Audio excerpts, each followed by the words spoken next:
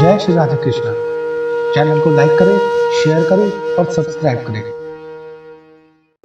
आमतौर पर यहाँ कहा जाता है कि मृत्यु हो गई तो सब समाप्त हो गया, चिता के साथ ही सब स्वाहा हो गया। लेकिन हमारे वेद, पुराण, धर्म ग्रंथ और दर्शन इस बात को नहीं मानते। उनके अनुसार चिता पर जलने पर तो केवल देह का अंत होता है, परंतु 5 चीजें ऐसी हैं जो शरीर के जल जाने पर भी शेष रह जाती हैं और आत्मा के साथ पंच तत्व में लीन हो जाती हैं। उचित समय आने पर आत्मा के साथ ये 5 चीजें फिर नए शरीर में प्रविष्ट हो जाती हैं। कामना और वासना। कामना मनुष्य और दूसरे जीवों को फिर से नए शरीर को धारण करने में सहयोग करती है। कामना के अनुसार ही मनुष्य को अपना नया शरीर मिलता है। मृत्यु के समय मनुष्य जिन जिन चीजों को सोचता है वह कामना उसके साथ चली जाती है और उसकी पूर्ति के लिए फिर से जीव के शरीर में लौटना पड़ता है।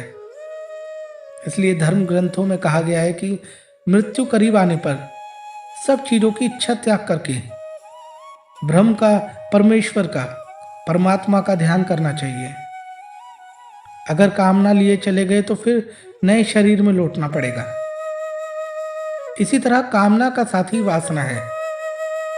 यह ऐसी चीज है कि जिसका कोई अंत नहीं है। मृत्युशैया पर भी लोग वासना से मुक्त नहीं हो पाते हैं। सांसारिक सुख की चाहत ही वासना है। मनुष्य मरते समय भी अपने जीवन साथी, बच्चों, परिवारजनों के बारे में सोचता रहता है। उनसे मिलने वाले सुख दुख को सोचता रहता है। अधूरी चाहतों को लेकर छटपटाता रहता है। इसी छटपटाहट में उसके प्राण निकल जाते हैं। विष्णु पुराण में राजा भरत की कहानी है। उसकी चाहत उसके प्यारे हिरण के बच्चे में थी। उसे सोचते हुए राजा के प्राण निकल गए। अगले जन्म में राजा को स्वयं हिरण के रूप में जन्म लेना पड़ा। कामना संपूर्ण पापों, संतापों, दुखों आदि की जड़ है। कामना वाले व्यक्ति को जगत में सुख मिलना तो दूर रहा, स्वप्न में भी कभी सुख नहीं मिलता। इसलिए कामना और वासना को मृत्यु के करीब आने पर मन पर बिल्कुल भी हावी ना होने दे। कर्म। मनुष्य जीवन भर कर्म करता है, चाहे वह अच्छा हो या बुरा। गीता में कहा गया है कि कोई भी मनुष्य बिना कर्म किए एक पल भी नहीं रह सकता। मृत्यु करीब आने पर आत्मा शरीर द्वारा किए गए कर्मों की स्मृति को समेट लेती है। ये कर्म ही मनुष्य को परलोक में सुख और दुख देते हैं और इन्हीं के परिणाम से अगले जन्म में अच्छा बुरा फल प्राप्त होता है। कर्म की गति तो ऐसी है कि यह 7 जन्मों तक पीछा नहीं छोड़ती है। महाभारत में इसका अच्छा उदाहरण मिलता है। बाणों की शैया पर लेटे हुए भीष्म जी ने जब श्री कृष्ण जी से पूछा कि मुझे ऐसी मृत्यु क्यों प्राप्त हुई, तो श्री कृष्ण जी ने उन्हें 7 जन्म पूर्व की घटना याद दिलाई। 7 जन्म पूर्व भीष्म जी ने एक अधमरे सांप को उठाकर नागफनी के कांटों पर फेंक दिया था। गीता के अनुसार जो कर्म निष्काम भाव से ईश्वर के लिए किए जाते हैं वे बंधन नहीं उत्पन्न करते। वह मोक्ष रूप परम पद की प्राप्ति में सहायक होते हैं। इस प्रकार कर्मफल तथा आसक्ति से रहित होकर ईश्वर के लिए कर्म करना वास्तविक रूप से कर्म योग है और इसका अनुसरण करने से मनुष्य को अभ्युदय निःश्रेयस की प्राप्ति होती है।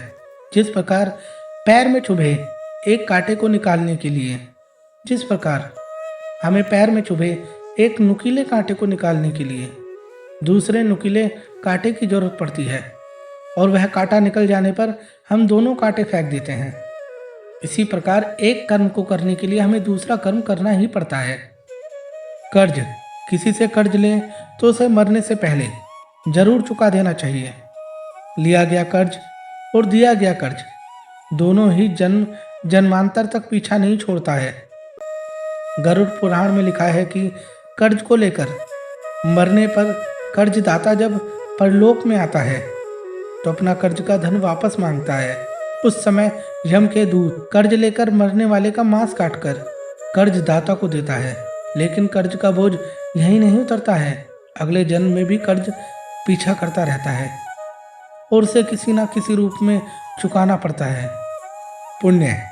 पुराणों में बताया गया कि आपके द्वारा किया गया दान, परोपकार का पुण्य कई जन्मों तक साथ चलता है। जीवन में जब कभी कोई अपरिचित आपकी मदद करे तो यह समझ लीजिएगा कि वह आपके पूर्व जन्म का पुण्य चुका गया है। शास्त्रों में दान पुण्य को बैंक में रखे धन की तरह कहा गया है, जो बुरे वक्त में समय समय पर काम आता है। इसलिए मनुष्य को पुण्य रूप धन को जीवन भर जमा करते रहना चाहिए। अक्षय तृतीया, अक्षय नवमी, माघ पूर्णिमा, माघ पूर्णिमा, कार्तिक पूर्णिमा, गंगा दशहरा, मकर संक्रांति कुछ ऐसे दिन हैं जिनमें किया गया दान पुण्य कई जन्मों तक व्यक्ति को सुख देता है। जय श्री राधे कृष्णा।